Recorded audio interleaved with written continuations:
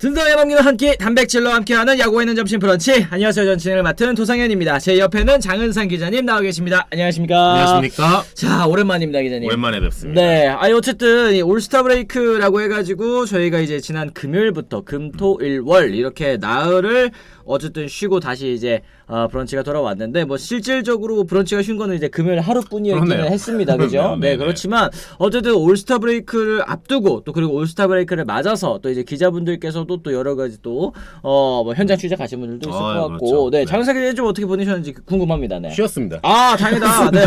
올스타 고모고. 웬일이야? 네, 네. 바로 전야제 제가 원래 올스타 작년에도 가고 그랬었는데 네.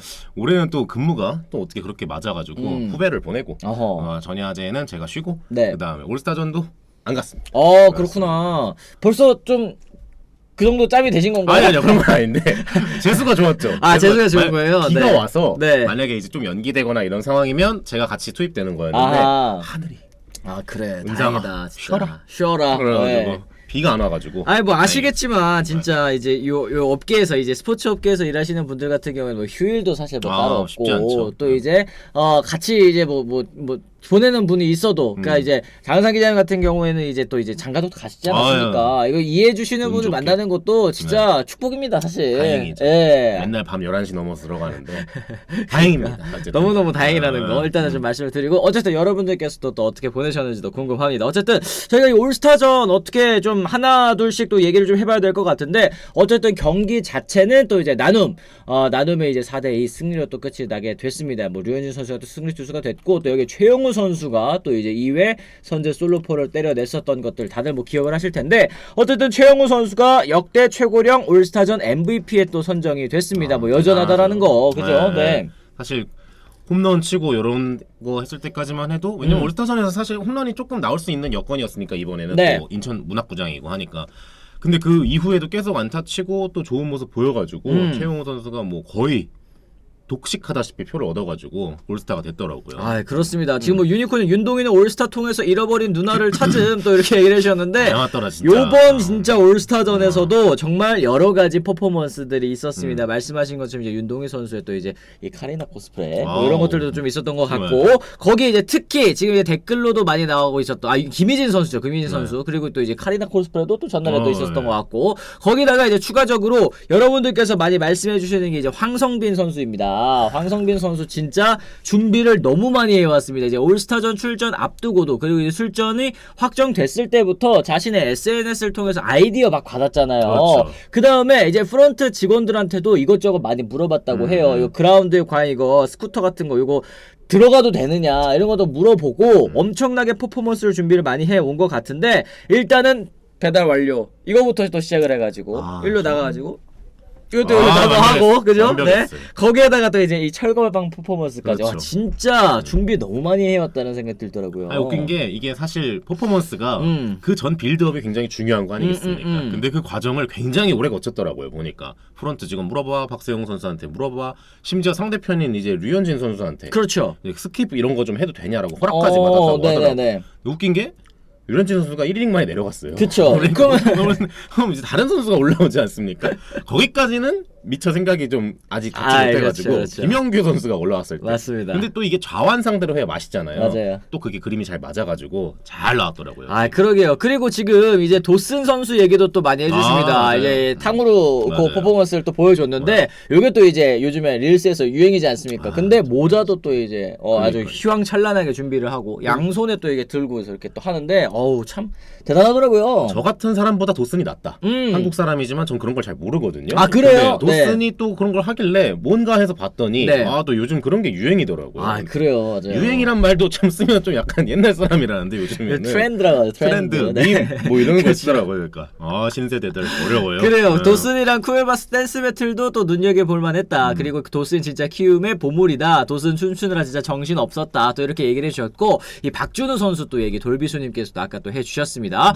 그런데 이 올스타전 진짜 이 축제처럼 또 벌어진 경기들이었습니다. 이 현장에 찾아주신 팬 여러분들께서도 정말 만족 많이 하셨을 것 같은데 이게 KBO 리그 올스타전 같은 경우에는 진짜 이런 잔치, 축제, 이런 퍼포먼스, 뭐 공연 이런 느낌이 좀 강했었던 것 같아요. 그리고 지금 여러분들께서 많이 걱정하시고 계시는 게 이제 손아섭 선수 아니겠습니까? 이제 무릎 인대 부상 때문에 또 장기간 이탈이 불가피한 그런 상황이라고 하는데 NC 입장에서도 정말 악재이고 선수 본인에게도 또 이제 커리어 이제 황혼기에 또 접어들지 않았습니까? 물론 이제 손아섭 선수 올 시즌에도 여전히 고감도 타격감 보여주고는 있지만 이거 참 큰 악재긴 합니다.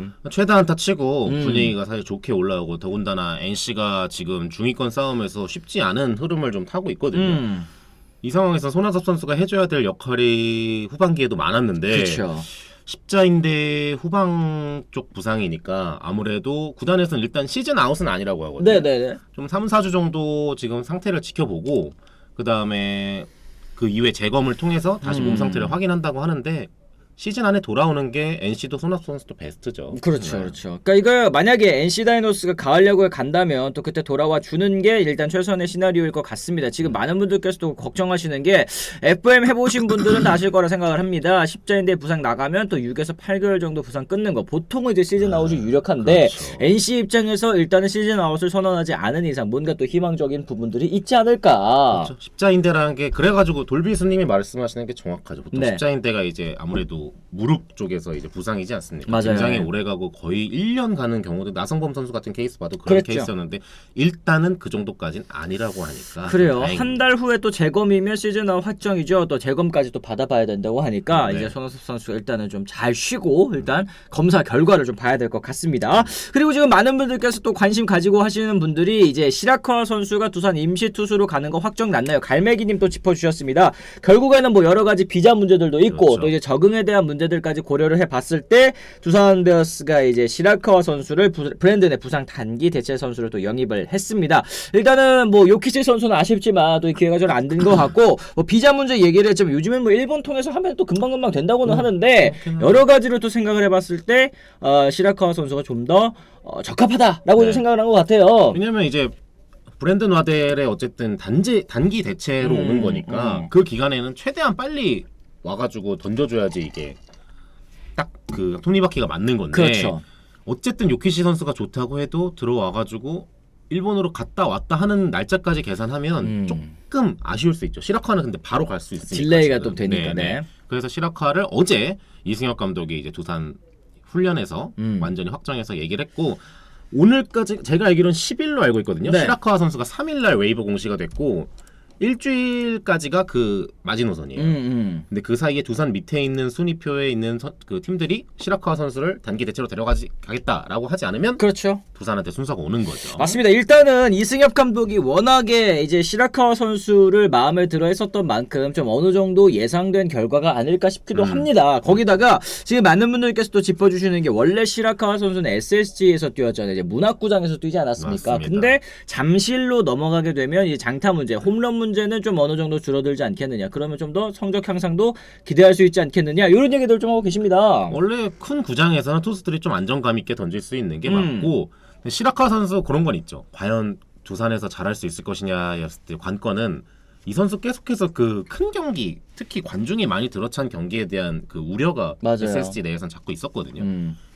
제일 그게 단점으로 드러났던 게 사직 경기였는데 두산이란 팀도 어쨌든 SSG도 물론 관중이 많이 차지만 잠실 같은 경우에는 홈뿐만 아니라 원정 팬도 굉장히 많이 들어설 수 있는 여건이잖아요. 그렇죠. 관중도 훨씬 더 이 야구장 자체도 좀 뭔가 탁 트여 있는 느낌이고 이런 걸 어떻게 잘 이겨낼 것이냐 그게 굉장히 관건이 될 것 같네요. 그렇습니다. 거기다가 지금 두산 같은 경우에 이제 발라조빅 선수 같은 경우에도 이제 대체 외국인으로 교체를 또 한 그런 상황인데 저는 좀 깜짝 놀랐던 게 이 선수가 그래도 저는 이제 메이저리그 좀 본업으로 하고 있지 않습니까? 그렇죠. 이 선수가 미네소타에서 한 최근 몇 년 전까지만 해도 되게 유망주로 분류가 됐었던 기대를 좀 받던 선수예요. 뭐 말씀하신 것처럼 부상이 좀 있기는 했지만 되게 젊은 나이 아직까지도 젊은 나이인데 이제 국내에도 돌아와서 이게 사실 선례들이 또 많이 생기지 않았습니까? 한국에서 잘하면 다시 또 미국으로 돌아갈 수 있다라는 걸 또 생각을 하고 온 건지는 모르겠지만 좀 기대가 되긴 하더라고요. 네.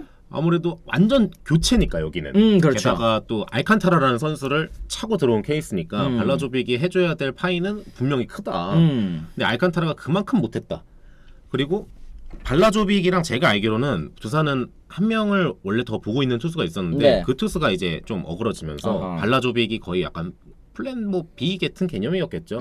어쨌든 선택을 했는데 뭐 굉장히 빠른 속구 던지는 투수고 그런 면에서 봤을 때는 그래도 우리나라에서는 KBO 리그에서는 적어도 경쟁력 있게 초반에는 모습을 보일 수 있지 않느냐. 그래요. 저는 약간 어떤 선수 생각이 났냐면 예전에 그 플렉센 선수 그렇죠. 있잖아요. 그게 제일 두산이 바라는 시나리오죠. 플렉센 선수도 사실은 미국에 있을 때 페스티벌 공만 빠른 약간 그런 이제 제구 안 된다기보다는 좀 피해가는 피칭을 하는 그런 선수였는데 잠실구장 쓰면서 또 공격적으로 피칭하다 보니까 또 좋게 변한 부분들이 또 있었거든요. 발라조빅 선수도 이런 부분 좀 기대를 해보면 어떨까 싶습니다. 자, 그리고 이제 서울시가 오늘 보도자료를 통해서 잠실 야구장을 홈경기로 사용하고 있는 LG와 두산이 27년부터 31년까지 5시즌 동안 대체 구장인 잠실 주경기장에서 경기를 치른다고 발표했다. 또 이렇게 다롱양님 짚어주셨는데 이 잠실 주경기장에 또 이제 18,000석, 17,000석 요 정도 또 들어간다고는 하더라고요. 그러니까 이 임시 구장으로서 쓰기에는 뭐 그래도 아쉬운 부분은 있어도 어쩔 수 없는 그런 부분들이 아닐까 싶습니다. 뭐 어쨌든 지금 상황에서는 뭐 축구 쪽하고도 얘기가 좀 돼야 되는 건데 그런 합의는 어떻게 서울시가 받는지 아직은 모르겠지만 바도자료를 발표했다는 걸 일단 진행을 한다는 얘기거든요. 그렇죠. 그리고 지금 잠실이 거의 25,000 가까이 제가 들어가는 걸로 아는데 이게 거의 10,000명 가까이가 줄어드는 거란 말이에요. 그렇죠. 그러면 좀 우리 가뜩이나 잠실에서 빅경기 하면 좀 예매가 어려운데 맞아요. 꽉차고. 어떻게 할지 좀 걱정은 되네요. 그렇습니다. 어쨌든 또 이 팬 여러분들께서 또 불편함이 없으셔야 될 것 같다라는 말씀 먼저 좀 드리도록 하겠습니다. 자, 그럼 이렇게 저희가 오프닝 간단하게 좀 정리를 하고요. 저희가 이제 본편 주제 같이 또 시작하기 전에 앞서서 또 저희가 오늘 저도 그렇고 장호상 기자님도 그렇고 저희도 이제 브런치 굿즈 요 티셔츠 며칠부터였죠? 10일부터였나? 그때부터 이제 판매 링크가 나온다고 제가 들은 것 같은데 검은색도 있고 또 이제 흰색도 있습니다. 저 같은 경우는 이제 검은색 입어봤고 이제 장호상 기자님 흰색 입으셨는데 요 등 뒤에 이렇게 보여드려야 되나? 등 뒤에 이렇게 캐릭터 아주 귀엽게 또 만들어져 있습니다. 아카시아 뿔이 아주 제대로 묻어 있어요. 그렇습니다. 요거 이제 내일부터 저희가 링크 공개해 드릴 테니까요. 여러분들도 많은 관심 부탁드리도록 하겠습니다. 이 티셔츠의 포인트 제가 하나 찝어봐도 되겠습니까? 좋습니다. 네. 이거죠. 이 뭐라 해야 되나? 약간 그 T사 같은 약간 네, 어떤 네. 그런 무빙이거든요. 이게 약간 T사 그 갈색 네. 약간 그 무빙인데 이게 요런 포인트 아주 잘 살렸다는 점 제가 말씀드리겠습니다. 저번에 요거 보시고 저거 비볼드 비쿨 아닌가요? 이렇게 얘기하시는 분들도 계셨던 것 같아요. 요 브랜드 브랜드 이름이 비볼드 비쿨이에요. 그래가지고 요거만 보시고도 이게 그 약간 유명하죠. 디자인인가봐. 이게 이 시그니처인 것 같기는 합니다. 어쨌든 여기 굉장히 또 편하고 품도 넓고 쫀쫀하다라는 거 다시 한번 더 말씀드릴 수 있겠습니다. 자, 그럼 저희가 본격적으로 첫 번째 주제 같이 한번 넘어가 보도록 하겠습니다. 일단 삼성 라이온즈 이야기부터 같이 나눠봐야 될 것 같은데요. 올스타 브레이크 첫날인 지난 5일이었죠. 삼성이 전격적으로 후반기 코칭 스태프 개편 그리고 이제 보직 변경을 발표를 했습니다. 5경기 연속 역전패로 전반기를 좀 다소 좋지 못하게 마무리를 했었죠. 그런 얘기 있지 않습니까? 이 호랑이의 엉덩이를 맞으면 그 팀 갑자기 나락으로 간다. 근데 그거 역시 삼성 피해갈 수 없었습니다. 5경기 연속 역전패 굉장히 더 충격적인 그런 결과였는데 위기감이 커진 삼성 수석 코치부터 투수 코치진 교체 중점을 둔 보직 변경을 좀 단행을 했습니다. 1군 수석 겸 투수 코치의 정대현 코치 그리고 1군 불펜 코치의 강영식 코치 1군 타격 코치 타치바나 코치 배터리 코치는 이제 최상병 코치를 또 올리게 됐고요. 기존 코치진이었던 이병규 수석 코치를 이제 퓨처스 감독으로 정민태 투수 코치를 퓨처스 투수 코치로 그리고 권호준 코치도 재활군으로 이종식 코치도 퓨처스 베스터리로 또 내려가게 됐는데 박진만 감독을 제외한 1군 선수단 코치진 전체가 바뀌었다고 해도 좀 과언이 아닌 것 같습니다. 그것도 거의 주요 보직들만 이렇게 교체가 됐는데 좀 어떤 의미라고 좀 봐야 될지 좀 궁금합니다. 뭐 이거는 뭐 우리가 그렇게 안 보려고 해도 그렇게 안 볼 수가 없어요. 맞아요, 네. 프런트에서 무조건 강력한 메시지죠. 마지막 5연패 하면서 전반기 물론 삼성이 전반기에 좋은 성적 낸 건 맞습니다. 네. 하지만 그 마지막 3연전 기아전에 수입당하고 그 전에 연패까지 이어지면서 5연패를 했거든요. 그렇죠. 그 과정도 별로 좋지가 않았어요. 투수진이 불펜진 무너져가지고 역전패 허용하는 거 타격이 시원하게 나오지 않아가지고 답답한 공격했던 거 이런 거 보면 프런트한테 명분을 줄 수밖에 없는 상황이었거든요. 네. 그런 과정에서 프런트가 좀 과감한 또 엄청난 좀 결단을 내렸다고 봐야죠, 이 정도는. 그렇습니다. 그렇습니다. 지금 뭐 제가 보기에 이번 교체는 윗선에서 투수 파트가 이번 부진의 원인이었다고 진단한 듯합니다. 정민택 코치까지 내려보낸 거 보면 불펜 운영과 5선발 육성 실패에 문제를 삼은 게 아닐까요? 이런 얘기도 해주셨고, 갈매기님은 삼성 코치진 변경 감독과 상의 없이 통보했다고 하던데 개판으로 가는 건가요? 이런 얘기도 했습니다. 이종열 단장이 뭐 박진만 감독에게 경고 준 느낌일 것 같다, 이런 의견들도 있기는 한데, 어쨌든 지금 리그 4위까지 또 추락을 하고 말았습니다. 삼성 라이온즈 팀 타율은 최하위에 머물고 있지만 선발진의 활약을 바탕으로 평균 자책점 3위, 그리고 홀드와 세이브 부문 타이틀도 지금 선두 선수들이 또 가지고 있는 그런 상황입니다. 팀 성적 놓고 봤을 때는 투수진보다 타격진의 또 숙제가 커 보이는 것 같은데, 어떻게 보면 지금 여기까지의 성적, 타격, 이 젊은 선수들의 성장이 큰 영향을 줬다라고도 평가하는 것 같기도 하고요. 그렇죠. 젊은 선수들 이제 김영웅이라든지 이재현이라든지 이런 젊은 야수들이 어쨌든 전반기에, 제가 알기로 김영웅 선수는 거의 17개 정도 친 걸로 알고 있거든요, 홈런을. 근데 그런 갑툭튀 선수가 나오는 게 쉽지가 않잖아요. 맞아요. 그것도 한두 명이 또 아니었으니까. 그렇죠. 네. 근데 그럼에도 불구하고 전체적인 타격 지표는 지금 별로 안 좋단 말이에요, 네. 막판에. 이거에 대한 책임은 분명히 갈 수밖에 없어요, 코칭 스태프한테. 근데 저는 이제 여기서 제일 좀 흥미롭게 본 게 뭐냐면, 네. 요즘에 우리 같은 게 엄청 많지 않습니까? 야구의 어떤 수면 아래, 수면 위 얘기를 유튜브에서도 많이 다루고, 그렇죠. 기자들도 기사를 굉장히 라이브하게 많이 써요. 그런데도 지금 이런 조치를 취했단 말이에요, 쿠던트에서. 그런 거는 뭐냐면, 봐라, 감독 한번 봐라 식으로 이제 한 거란 말이에요. 네네네. 지금 와서는. 근데 박진만 감독이 이렇게 되면 프레셔를 받을 수밖에 없으니까 좀 프런트에서는 무빙을 할 때 부담스러운 면도 있거든요. 그런데 그런 걸 아랑곳하지 않고 지금 거의 코치진을 거의 싹 갈아엎었다는 건, 그렇죠. 후반기 성적, 초반 성적을 보겠다는 것밖에 안 돼요. 아, 맞습니다. 그러니까 지금 이 모든 분들께서도 지금 이 현장이랑 프런트랑 이거 잡음 생긴 거 아닌가요? 라는 이야기가 당연하게도 나올 수밖에 없는 그렇죠? 그런 상황인 것 같습니다. 갈매기님, 단장은 단장하는 일하고 감독은 감독하는 일을 해야죠. 프런트가 너무 섬 넘는 거 아닌가요? 그렇다고 선수 사준 것도 아니고 올해 하위권 예상됐던 팀인데 이 정도 성적 내면 또 응원을 해줘야 되는 거 아닐까, 이런 생각을 좀 합니다. 근데 코코코님 같은 경우에는 응원만 해주기에는 막판에 가면 갈수록 너무 심각했습니다. 이대로 놔두기에는 순위만 떨어질 듯 얘기하셨습니다. 3패님이 아실 겁니다. 이대로 놔뒀으면 안 됐어요. 이게 그러니까 하락세가 또 갑자기 또 찾아오기도 했고, 이제 분위기 반전을 위해서 이렇게 좀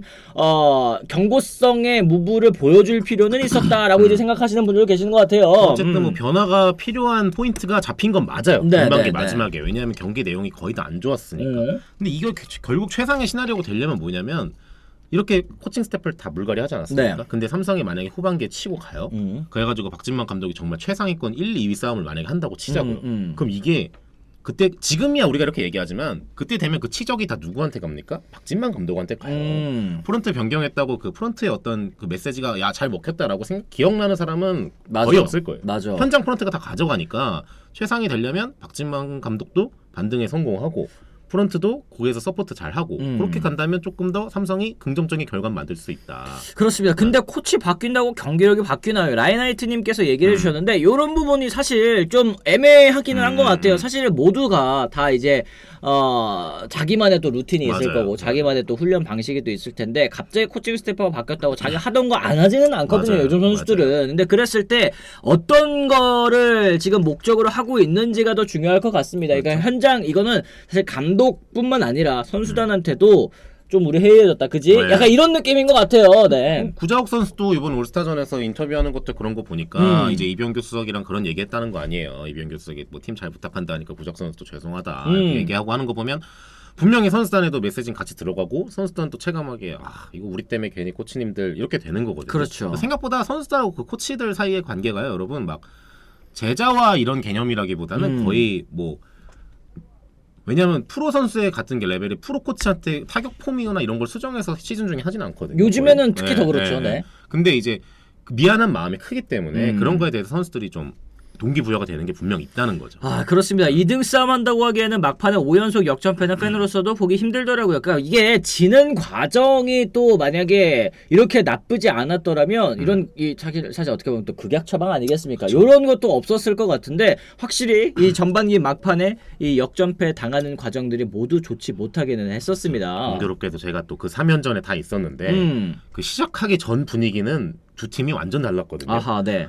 왜냐면 그때 이범호 감독이 기아 담당도 하니까 이범호 감독이 6개월을 달려왔는데 5개월 3주보다 이번 한 주가 힘들었다는 거예요. 왜냐면 그 사직에서 이제 그 15대 15 나오고 그 이후에 한 주였는데 3연전에서 이게 웬 거야? 삼성 상대로 수입했잖아요. 마지막 날엔 분위기가 너무 좋아. 그렇죠. 그것도 전반기 마지막을 어쨌든 이렇게 분위기 좋게 끝낼 수 있다라는 거는 기아 입장에서는 진짜 너무나도 호재일 텐데 반면에 삼성이 근데 또 불펜이 완전 뒤집어지고 이렇게 졌으니까 삼성은 진짜 마지막 날 인터뷰가 굉장히 빨리 끝났어요. 네. 보통 그런 암묵적인 게 있거든요. 네. 연패가 긴 팀의 감독의 인터뷰는 짧게 한다.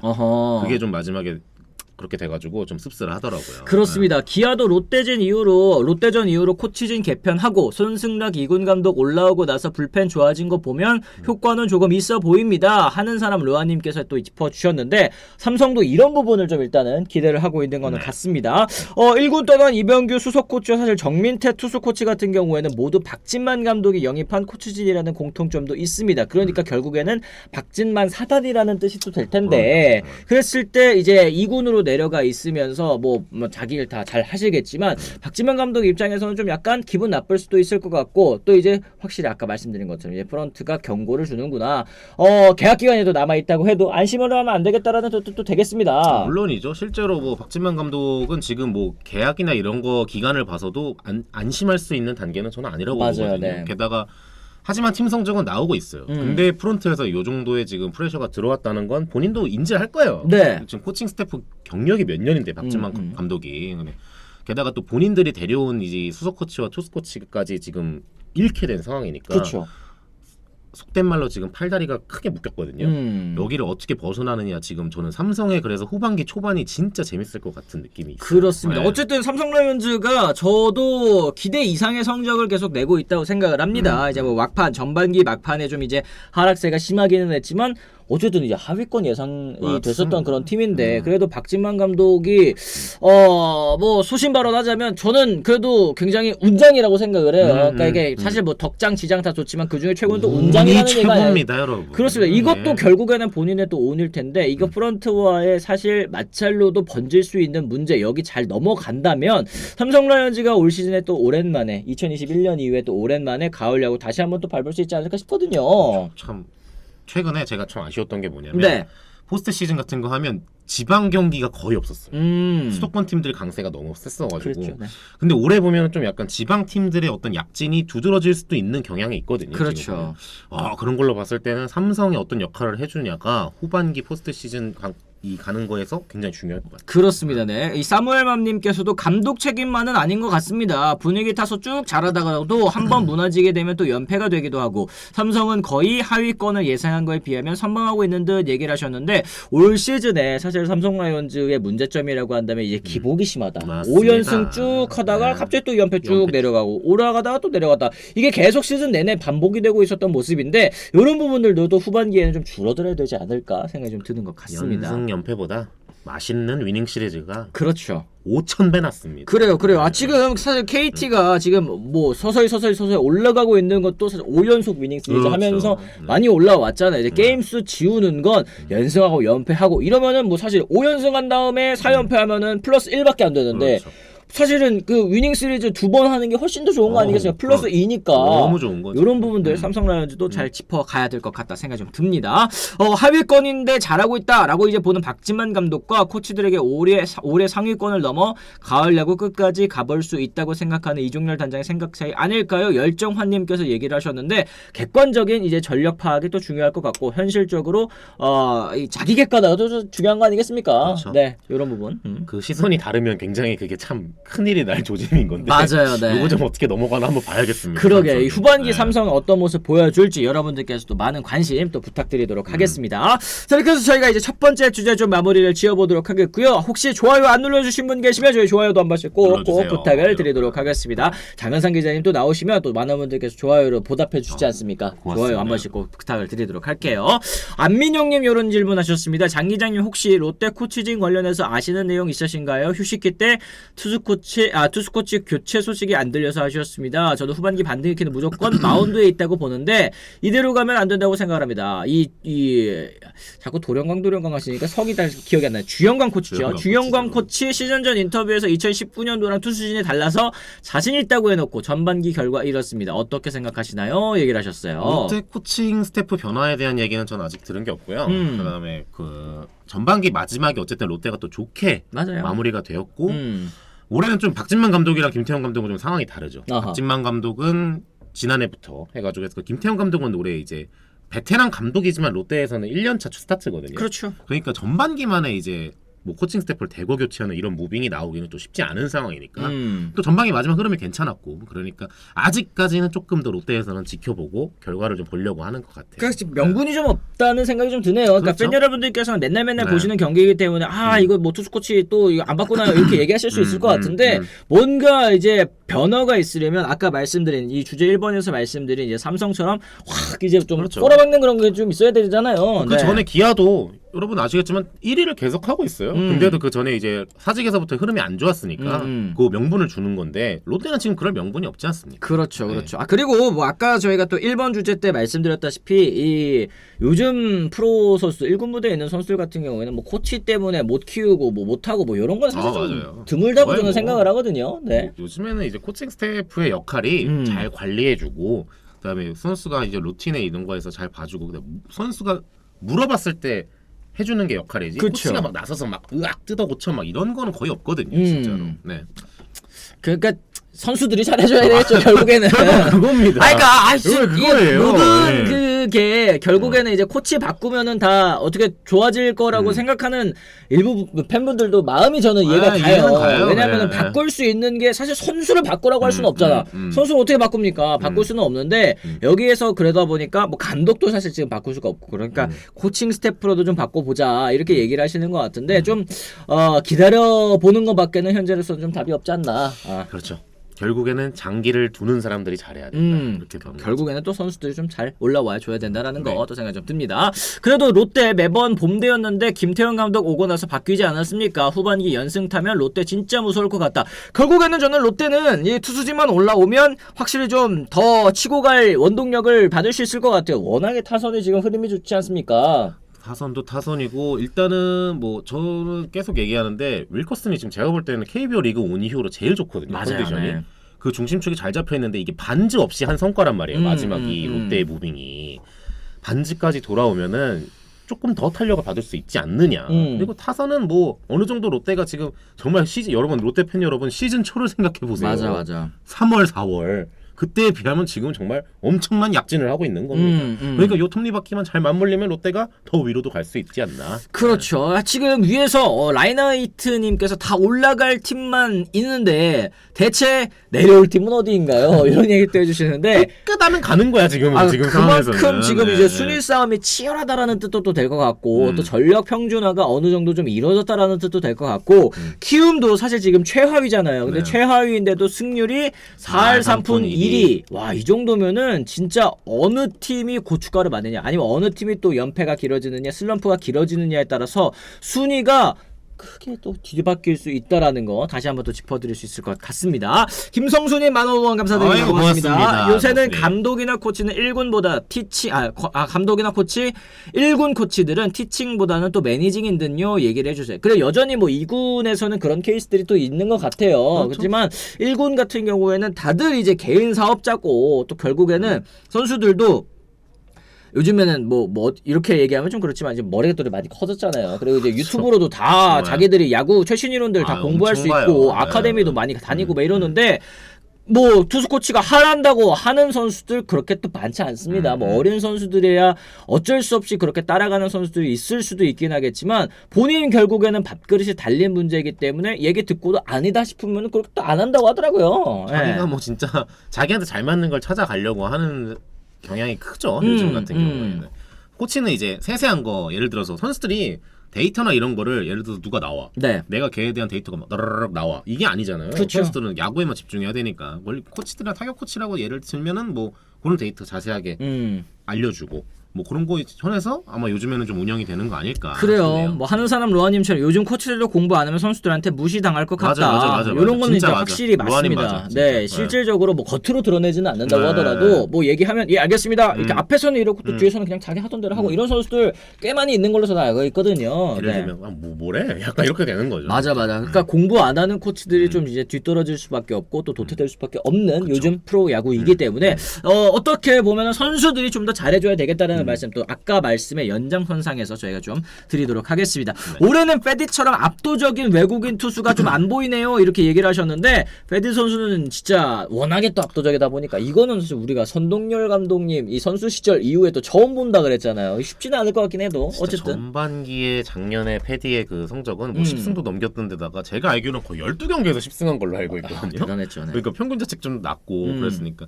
근데 올해는 뭐 진짜 그런 게 없고 그런 투수가 안 보이고 네. 그래서 더 연승 연패가 많고 그런 거 아닌 연패가 많고 그렇지 않나. 그래요. 뭐 페디가 너무 사기였던 거죠. 삼성이 잘했으면 좋겠다니 말씀해 주셨고 페디는 화이트삭스에서도 지금 잘하고 있다. 지금 3점대 초반 평균 자책점 찍으면서 트레이드 카드 지금 후보로도 또 꼽히고 있는 그런 상황이니까 진짜 성공했죠. 켈리 선수에 이은 또 역수출 성공 사례라고도 볼 수 있을 것 같습니다. 자, 지금 좋아요 200개 돌파했다라고 이제 다릉이 안녕님께서 또 짚어주셨는데 지금 시청하고 계신 분들 1129분 계십니다. 반갑습니다, 여러분들. 좋아요 아직 안 눌러주시면 계시면 좋아요도 한 번씩 또 눌러주시면 또 좋겠고요. 여러분, 우리 3할은 합시다. 3할은 해주세요. 300개? 300개. 3할은 해야 우리가 그래도 좀 준수한 성적을 냈다고 볼 수 있지 않겠습니까? 그렇지. 300개에서 350개 정도 저희가 뭐 욕심을 내보도록 하겠습니다. 그리고 저희가 지금 입고 있는 이 반꿀 티셔츠도 다시 한번 또 관심 가져주시면 좋겠습니다. 반꿀하면 또 장반꿀. 또 기자분들 중에서는 또 장반꿀, 동반꿀. 굉장히 더 유명하지 않습니까? 우리는 정확한 사람이 없을까요? 한 명은 잘 가야 될 거 아니야. 그러니까. 자꾸 반꿀인데 어쨌든 그렇습니다. 저희가 그러면 두 번째 주제 저희가 한번 더 넘어가 보도록 하겠습니다. 하나팬 여러분들께서 많이 걱정하고 계신 그런 부분인데 저희가 한번 짚어보도록 하죠. 한화 이글스가 후반기 시작을 앞두고 또 대형 악재를 맞았습니다. 노시환 선수가 부상으로 지금 전력에서 또 이탈을 한 건데요.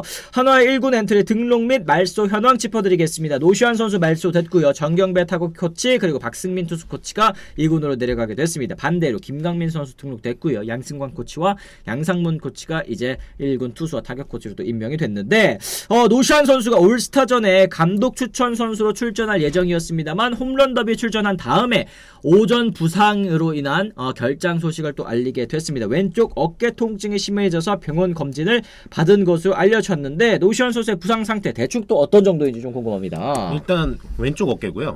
그 왼어깨 관절 와순 쪽 부분 손상이라고 하는데 네네네. 염증이 당초 처음에 6일에 이제 검진을 했을 때는 주말이기도 했고 정밀 검진의 어떤 개념보다는 이제 통증이 어떠냐 상황이 정확히 뭐냐 정도였는데 그렇죠.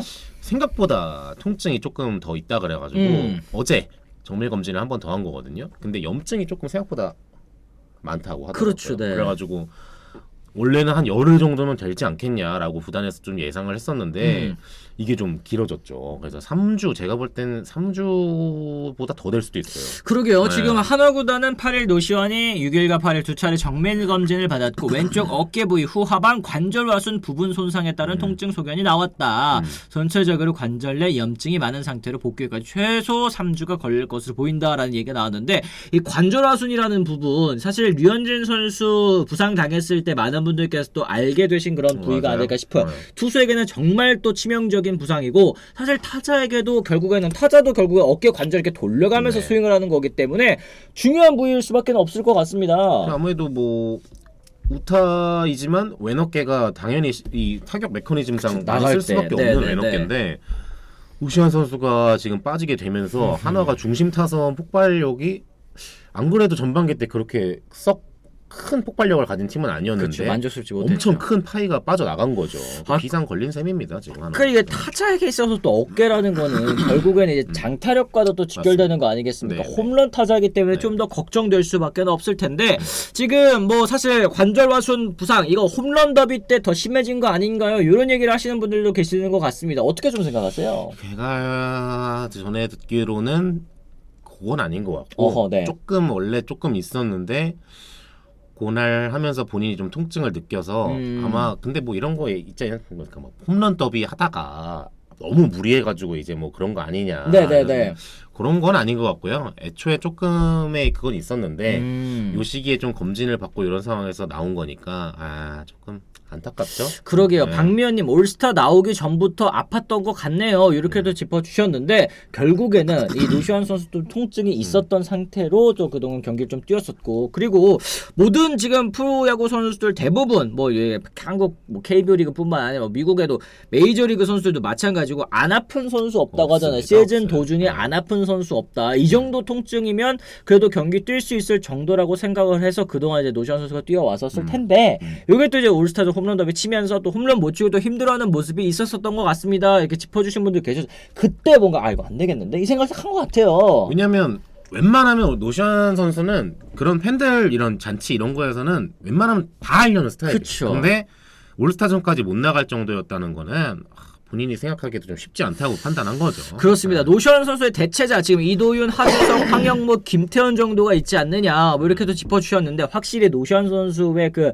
존재감에 비하면 아쉬운 부분들이 확실히 있는 것 같습니다. 어쨌든 노시환 선수 지난 시즌에 비해서는 좀 다소 주춤한 성적을 기록을 하기는 했습니다. 하지만 82경기에 나와서 2할 6분 7리의 타율 18홈런 60타점 그리고 OPS도 0.805 팀 내 홈런과 타점 1위를 기록하면서 여전히 중심 타선에서 없으면 안 될 그런 활약을 펼쳐주고 있는데 한화 시즌 장타 많이 좀 아쉬운 부분이 있습니다. 2루타도 8위, 3루타 5위, 홈런 7위, 장타 9위, 장타율은 또 최하위입니다. 이러한 상황에서 주포 노시환 선수의 공백 더욱더 크게 느껴지고요. 활약에서의 좀 아쉬움이 클 수밖에 없습니다. 올 시즌 한화가 성적이 좀 많이 올라왔다고는 하더라도 이런 장타적인 측면에서 좀 해결사가 부족하다. 특히 이제 최은성 선수가 너무 부진하다 보니까 이런 얘기들이 좀 나올 수밖에 없거든요. 저 70개 중에서 이제 18개가 노시환 선수가 친 거란 거 아니겠습니까? 그렇죠. 그럼 나머지를 이제 좀 농가서 쳤다는 건데 최은성 선수가 올해 같은 경우에는 좀 많이 부진한 건 사실이죠. 네. 타율도 아주 저조하고 홈런 장타에 있어서도